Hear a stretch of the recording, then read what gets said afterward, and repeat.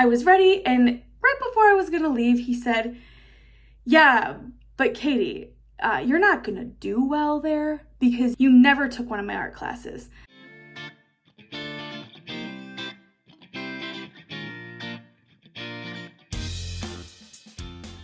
Hey, welcome to Motivation Moment.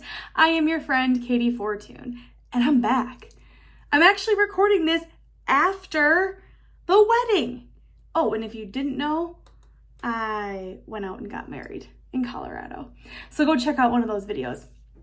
But today I want to chat about something that has been a little bit on my heart and in my brain a lot lately.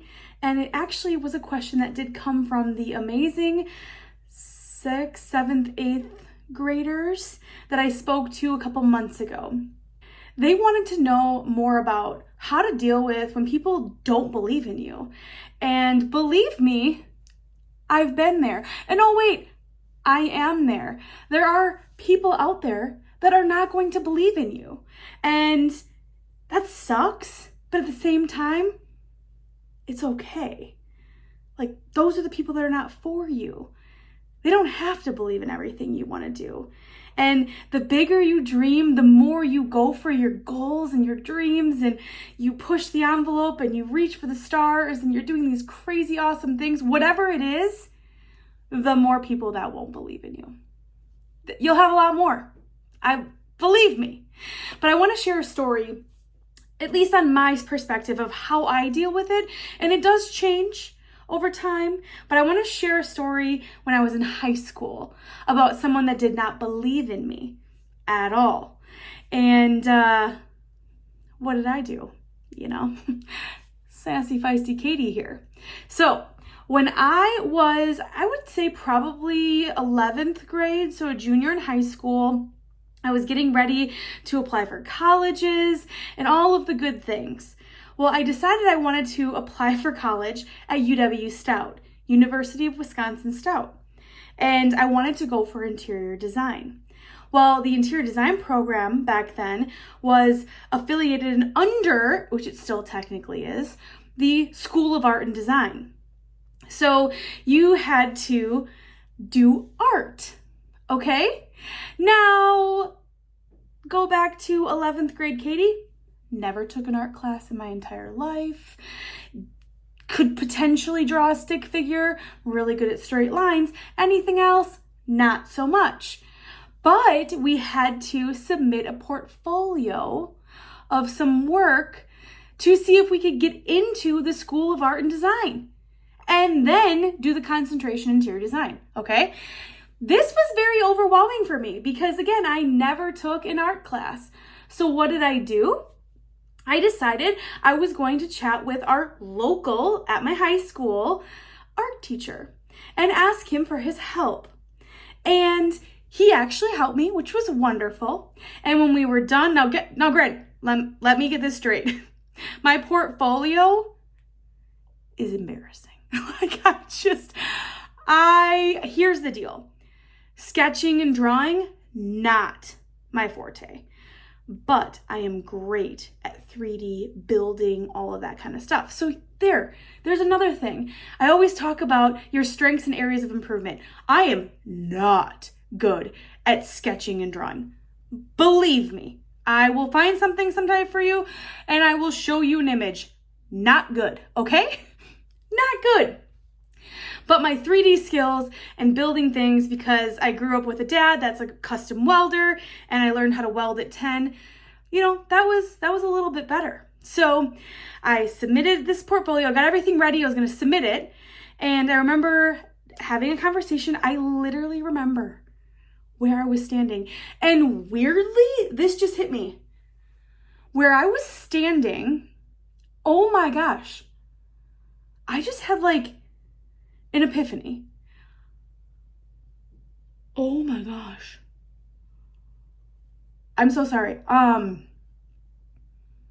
This just hit me. Literally right now.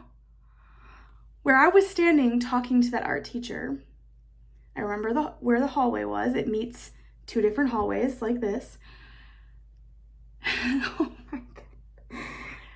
It's the same hallway that I met my buddy back in 5th grade when he said, "Katie, are you going to your special class?" The first time I ever got teased. Oh my gosh. That's insane. Okay, I will talk about this later. I promise you that. But let me get back to the story. I remember standing in the hallway, talking to this art teacher, talking about me submitting the portfolio. And right before I was done, and I was all excited, gonna go apply at Stout, and actually I think I got into Stout, but I needed to submit for the School of Art and Design. So I was ready, and right before I was gonna leave, he said, "Yeah, but Katie, you're not gonna do well there because you never took one of my art classes. So I'm sure you're not gonna do that well at Stout in the School of Art and Design because you didn't take my art class." And what did I do in the exact spot of a different epiphany moment in my life, a huge turning moment in my life? Wow. I smiled and I looked at him and I said, "Thank you so much for helping me with this. Watch me. I am going to succeed, and you are going to watch me succeed." And I turned around and walked away. Now, let me tell you, it wasn't an overnight success. It wasn't easy. There were so many late hours. Never an all-nighter. I will give myself that. I never stayed up fully all night. I almost did, but I got back to my dorm at 4 a.m., slept for 2 hours, and then went to class. So never did an all-nighter, but I worked my butt off. I was in that art building. Shoot, I didn't even tell you this. Sorry, back up. I'm not great. I'm a little rusty on these right now, as you can tell. I actually did get into the art and design program. Thank you very much.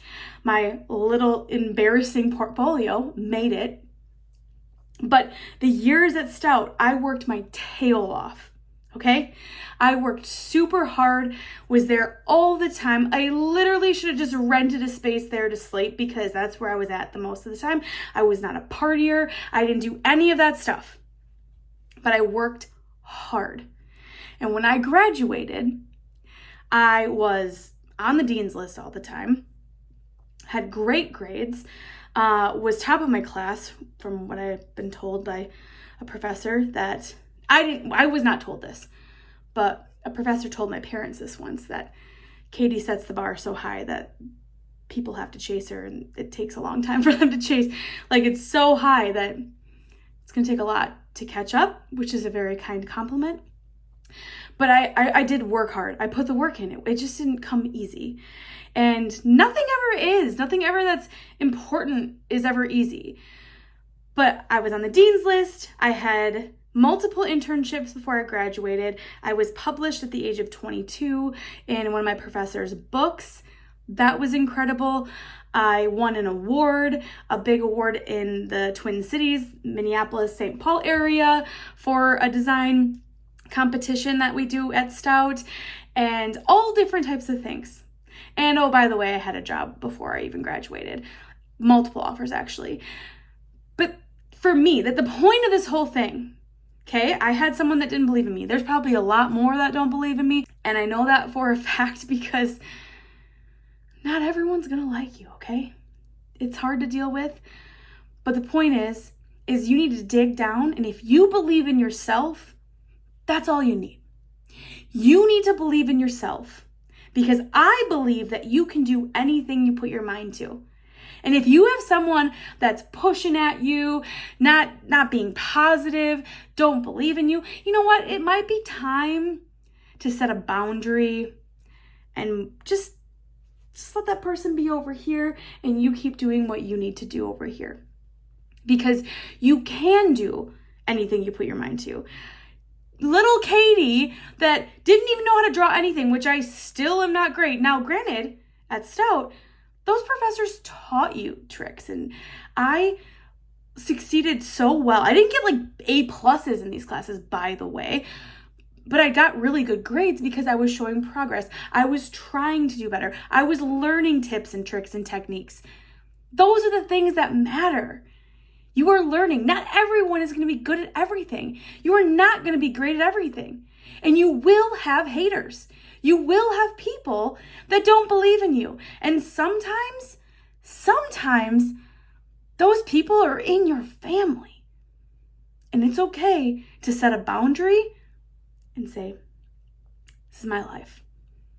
I believe in me, and I'm going to keep going in my direction because I know the person I am. We're done here. So you are always going to have someone that doesn't believe in you. Always. But I use it as fuel. You need to do what's right for you. But fuel, for me, was very successful. So when someone doesn't believe in me, I'm like, great, thank you, watch me. That's what I do. And then I go out and I get the work done. It's not fun to have haters. It's not fun to have someone that is deliberately out there to hurt you. It's not good and it's not fun. But you need to remember who you are and surround yourself with the people that uplift you and the people that you can uplift as well. I believe in you, my friend. If people don't believe in you, remember this video. I do. I believe in you. I know you can do it. If I can do some of the crazy things I've done in my life, you can do anything you put your mind to. Thank you so much for watching today. Sorry I was all over the place. Stay tuned for another video coming up here soon about the correlation of that hallway. That's weird. Have an awesome day. And as always, less hate, let's go motivate and get out there, be you, and you believe in you. Because that's all you really got, my friend. But don't forget, I believe in you too. See you later. I just hit my elbow. I tried to come back from vacation and do the standing thing, because I have a sit-stand desk and I'm like, I haven't stood, wow, in a while. And then I'm over here knocking my elbow. It's never funny, that funny bone. It's never funny.